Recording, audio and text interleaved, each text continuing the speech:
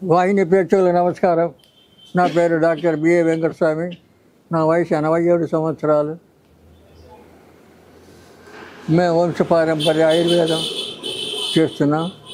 50 సంవత్సరాలుగా చిక్కడపల్లిలో మా క్లినిక్ ఉంది. ఆయుర్వేద పారసి క్లినిక్ ఉంది. ఎవరైనా ఎప్పుడైనా అక్కడికి రావచ్చు. అన్ని ఏ టు జెడ్ ఏ రోగం వచ్చినా మేము చికిత్స చేయగలం, చేస్తాం. తర్వాత నేను 20 పుస్తకాలు ఆయుర్వేదంలో రాశాను. 5 పుస్తకాలు జ్యోతిష్యంలో రాశాను. నాకు ఆయుర్వేదంలో ఎంత ప్రావీణ్యత ఉందో జ్యోతిష్యంలో కూడా నాకు అంత ప్రావీణ్యత ఉంది. 10 సంవత్సరాలు జ్యోతిష్ పత్రిక నడిపాను. అందులో పివి నరసింహరావు లాంటి వాళ్ళ జాతకాలన్నీ రాశాం మేము. కాబట్టి అది అప్రస్తుతం ఇప్పుడు అనుకోండి. ఇటువంటి అంటే అనుభవం ఉండి మీకు ఇప్పుడు కూడా సుమారు మామూలు జాతకాలని 3000 జాతకాల దాకా రాశాను. నేను రాస్తూనే ఉన్నాను. ఇప్పుడు కూడా 87 ఏళ్ళు వచ్చినా రాస్తున్నాను. నాకు ఎలాంటి రోగం ఇప్పుడు దాకా బీపీ అని షుగర్ అని ఇటువంటివి ఏమి లేవు. మామూలుగానే ఉన్నాం. కాబట్టి ఎందుకు జీవితంలో క్రమశిక్షణ ఉండాలి. క్రమశిక్షణ లేకపోతే మనిషికి ఏదో ఒక రోగం అనేస్తాడు. ఎప్పుడు దగ్గుదమ్ము, చాలామందికి దగ్గుదమ్ము ఏముంటుంది. ఇప్పుడు జాతకరీత్యా బుధుడు చంద్రుడు ఈ గ్రహాలు సరిగా లేకపోతే దగ్గుదమ్ము వస్తుంది. ఆ రోజులంటే నవగ్రహాలను బట్టి రోగాలు ఏమొస్తాయి, వాటికి ఏం మందులు వాడాలా అని కూడా చూస్తాం మేము. అలాగా ఈ చంద్రుడు బాగలేకపోయినా ఈ బుధుడు బాగలేకపోయినా దమ్ము వస్తుంది అని చెప్పి కొద్ది మాకు చరిత్ర. అయితే శాస్త్రం చెప్తుంది. ఈ దమ్ముకు అడ్డసరం అనే ఒక చెట్టు ఉంది. అడ్డసరం మనకు ఎక్కడైనా దొరుకుతుంది చెట్టు. ఆ చెట్టు తీసుకోవాలా, ఆకులన్నీ ఆకులు ఎత్తి ఎండబెట్టుకోవాలి. ఎండబెట్టి పొడి చేయాలి. పొడి చేసి చూర్ణం ఒక డబ్బాలో పెట్టుకోవాలి. ఆ తర్వాత మిరియాలు వేగించి పొడి చేయాలి. దాన్ని బట్టి కొద్ది గొప్పగా అంటే ఇప్పుడు ఒక 1/4 కిలో చూర్ణం ఉందనుకోండి, మనం కనీసం ఒక 2 తులాలు ఈ మిరియాల పొడి దాంట్లో కలుపుకోవాలి.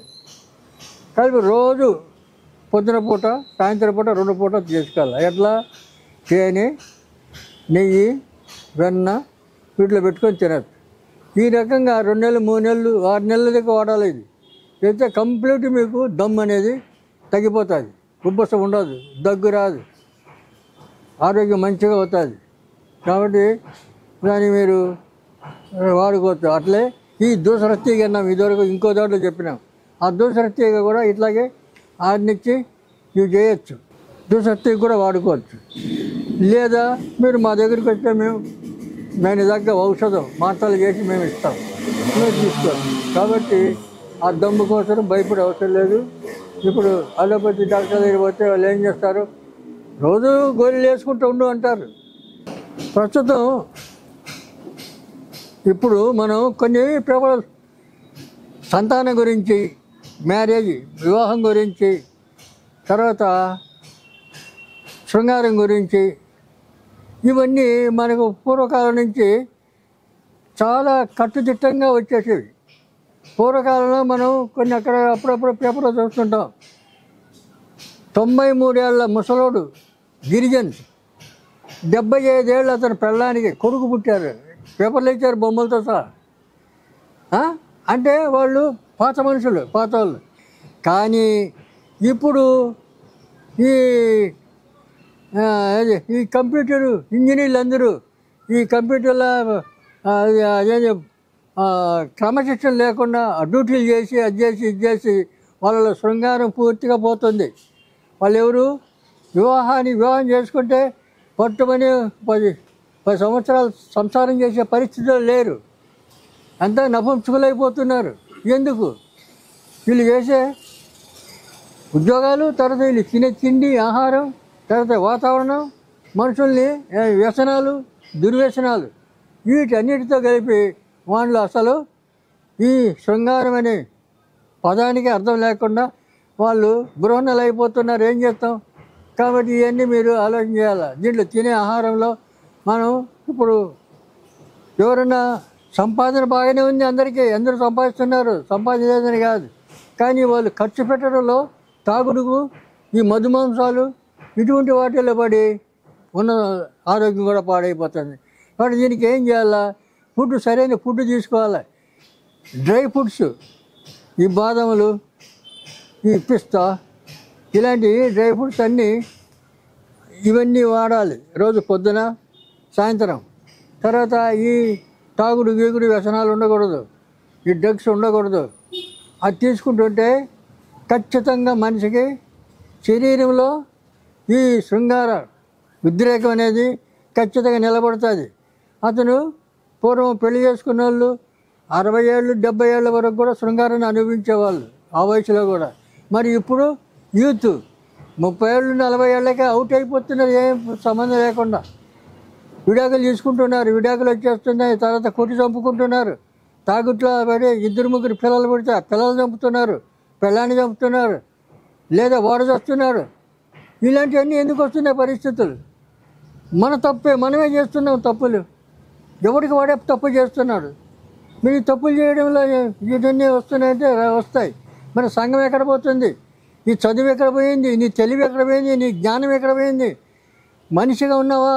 లేవే. మనిషిలో మనిషి లేడు. అలాంటి పరిస్థితులు వచ్చినాయి ఇప్పుడు. పూర్వకాలంలో మనుషులంటే ఎప్పుడు కొత్త మనిషి ఒక ఊర్లో కనపడితే అందరూ పలకరించేవాళ్ళు. నాయన నువ్వు ఎక్కడి నుంచి వచ్చినావు? ఈరోజు నేను ఏమైనా భోజనం చేస్తావా? మా ఇంట్లో రా భోజనం పెడతామని అది చెప్పేవాళ్ళు. ఇప్పుడు మనిషిని చూస్తే అనుమానం వస్తుంది, అనుమానం పడతారు. వీడి దొంగనా, ఎవడా, తర్వాత ఇంకేమన్నా నక్సలైట్లా, కమ్యూనిస్టా, ఇట్లా అనుమాన పడుతున్నారు. మనుషుల మీద ప్రేమ ఎక్కడుంది? ప్రేమ చచ్చిపోయింది. ఎప్పుడో ప్రేమ లేదు, ఆత్మీయత లేదు, అనురాగం లేదు, ఏమీ లేదు. అలా తయారైపోయినారు మనుషులు. ఇంకా ఎక్కడ ఉంటుంది? వీళ్ళు ఆలోచన చేయడానికి, ఆధ్యాత్మికంగా ఆలోచన చేయడానికి ఎక్కడుంది? ఆధ్యాత్మికంలో ఉండి గురువులే అట్లా చేస్తున్నారు. తాగుడు, తర్వాత వాళ్ళ కోరికలు కానీ అనుగుణంగా వాళ్ళు ఉండడం. అటువంటి ఆశ్రమాలు ఏ ఋషి, ఏ మహర్షి ఆ కాంప్లెక్స్లు కట్టుకొని ఉన్నాడు? మనం చూసి పురాణాల్లో, ఇతిహాసాల్లో చదివినాం. ముందు ఎక్కడన్నా వాళ్ళు గృహస్థులు. ఇప్పుడు బ్రహ్మంగారు గృహస్థుడే, కానీ మామూలు ఇంట్లో ఉండి గృహస్థుడిగా ఉండి ఆయన పెద్ద గురువు అయినాడు, ఆధ్యాత్మిక గురువు. ఎట్లా అయినాడు? ఈ అలవాట్లు మంచి అలవాట్లు ఉండాలా. మంచి అలవాట్లు అయితే మనం కూడా అట్లా తయారు కావడానికి అవకాశం ఉండాలి. మరి మనం ఏమో ఆలోచన చేస్తున్నాం? ఎప్పుడు టైం సాయంత్రం అవుతుందా? ఎప్పుడు తాగుదామా? డ్రింక్ చేస్తామా? డ్రగ్స్ తీసుకున్నామా? ఇది తర్వాత ఇలాగా మగ పిల్లలు తయారవుతున్నారు. ఆయుర్వేద, గిరిజన మూలిక మరియు పారంపర వైద్యం చేసే ప్రతి ఒక్కరూ మా ఛానల్ ద్వారా మీ విద్యను ప్రజలకు తెలపాలనుకుంటే మా నంబర్కి కాల్ లేదా వాట్సాప్ చేయండి. మీ దగ్గర ఉన్న ఆయుర్వేద మరియు హెర్బల్ ప్రొడక్ట్స్లను మా ఛానల్ ద్వారా ప్రజల్లోకి తీసుకువెళ్తాం. స్క్రీన్ పై కనిపిస్తున్న నంబర్కి కాల్ చేయండి. వీడియో కనుక మీకు నచ్చినట్లయితే లైక్ చేయండి, షేర్ చేయండి. మరిన్ని వీడియోస్ కోసం మా ఛానల్ని సబ్స్క్రైబ్ చేయండి. మీ అభిప్రాయాలు మాకు కామెంట్స్ రూపంలో చెప్పండి. మరిన్ని వీడియోస్ కోసం మా ఛానల్ని సబ్స్క్రైబ్ చేయండి.